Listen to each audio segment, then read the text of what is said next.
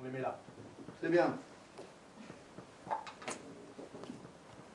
Comme ça, je pourrais dormir. Alors, Laurent, Monsieur? demain à 6 h, tu entreras dans ma chambre pour me raser. À 6 h, oui. Du matin, monsieur? Parle, parce que j'ai l'habitude de me raser le soir. Les affaires, on ne se rase que le matin. Oh ça, je ne t'avais pas encore regardé. C'est étonnant comme tu as engraissé. Ah, monsieur est bien bon. Lui Parce acheter que la tu étais à mon porte-nez. service à quand? Naturellement, cet industriel a fait des recherches, il a découvert l'adresse de mon ami de Vatinel, et je sais qu'il doit se présenter aujourd'hui. Mais j'arrive à temps pour. Vatinel ne peut pas se fâcher, il est garçon. Ah, s'il était dans le commerce. Eh bien, Eh bien, monsieur dormait.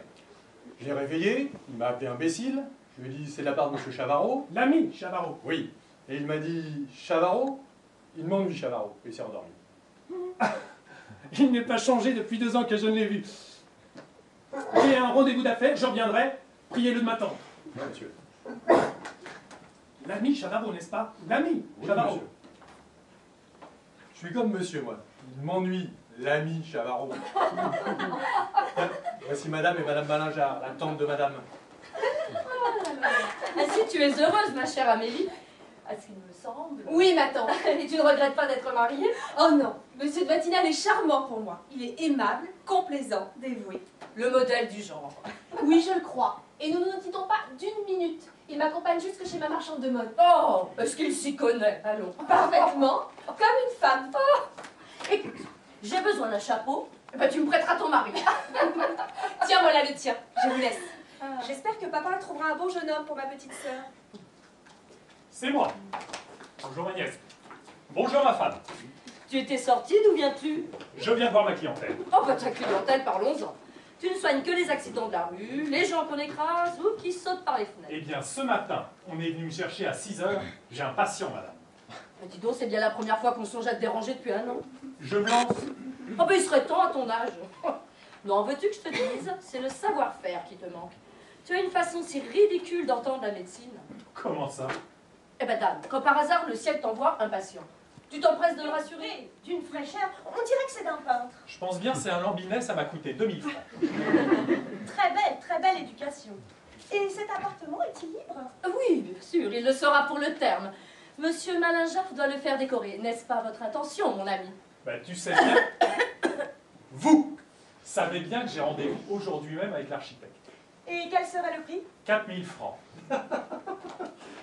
Monsieur, pardon, on vous demande si c'est un client.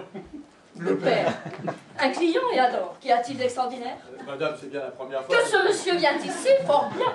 Qu'on lui donne son numéro. Il ne va tout de même pas passer devant tous les clients qui attendent. Mais ma chère amie... Mais je vous dis que vous vous tuerez. Il commence les visites aux 4 coins de Paris, enfin. Il rentre le soir, brisé, harassé. Croyez-vous qu'il se repose? Du tout. Il se met à son grand ouvrage qui sera lu prochainement en séance publique à l'Académie de médecine.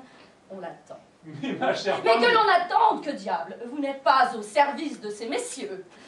C'est un mémoire sur les affections thoraciques. Magnifique costume. Elle aurait dû épouser un dentiste. Quelle existence! Et vous ne prenez jamais de distraction? Alors, c'est-à-dire que ma femme exagère... Si, bien sûr. L'hiver, 2 fois par semaine, le mardi et le samedi, on fait de la musique. Nous recevons les principaux artistes de Paris. Bon, des soirées à présent. Mon mari les soigne gracieusement. Vous me comprenez. Et patati et patata. Quel intérieur charmant! Alors si vous devenez notre locataire, vous nous ferez l'honneur d'assister à nos petites soirées. Elle l'invite à présent.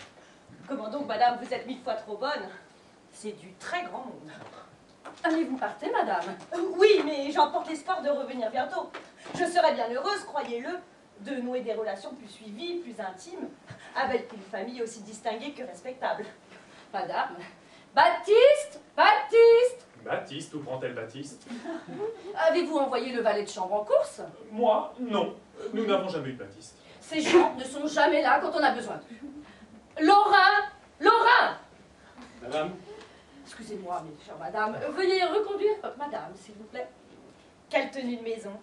Mais voudront-ils de mon Frédéric? Madame? Monsieur? Très bien. À nous deux. Maintenant, tu vas m'expliquer tes gasconnades. Eh bien, Ce tableau que tu attribues à notre fille, oui, c'est un lambinet. il n'est pas signé. Ah. En voilà une raison. C'est cette petite chaîne d'or, bien simple, bien vraie, bien modeste. Aussi personne n'y prête attention. Il y a si peu de bijoutiers en ce monde.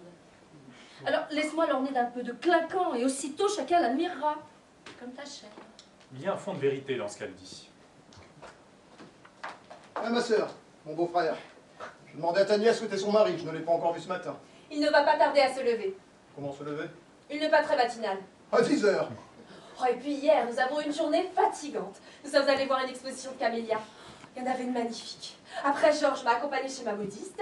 Et au retour, nous avons fait 3 visites, 3. Et tout cela à pied. Et le soir, nous sommes allés au gymnase voir la pièce nouvelle. Des camélias, des modistes, eh bien, et ses affaires, qu'en les fait-il? Quelles affaires? Sa place, son bureau, son comptoir? Alors je ne sais pas exactement ce qu'il fait.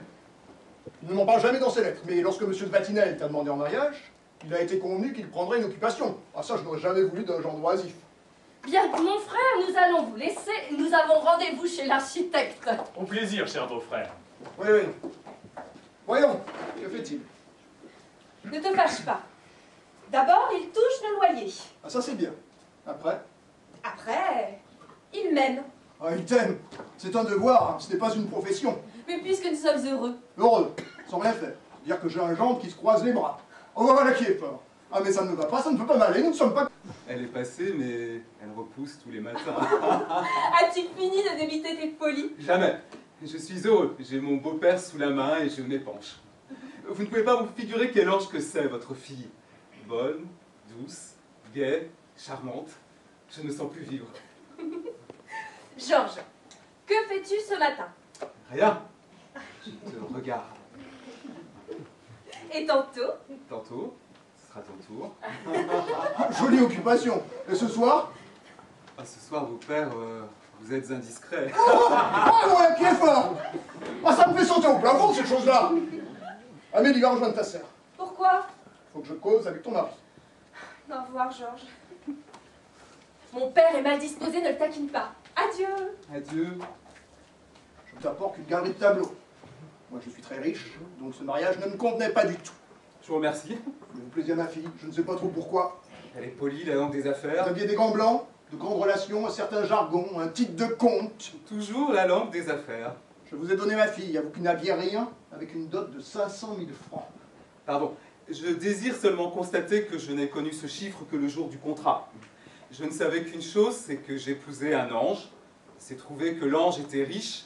Cela m'a contrarié. Mais je n'ai pas cru devoir le refuser pour cela. Parle-le. Quoi, parbleu? Qu'entendez-vous par là? Rien, je continue. Je vous accordais la main de ma fille à la condition expresse que vous vous créeriez une occupation. J'ignorais cette clause secrète. J'arrive de Caen. J'apprends que vous vous levez à 10 heures, que vous allez voir des expositions de camélias, que vous vous promenez sur le boulevard, avec un cure-dent et un cigare à la bouche. C'est exagéré.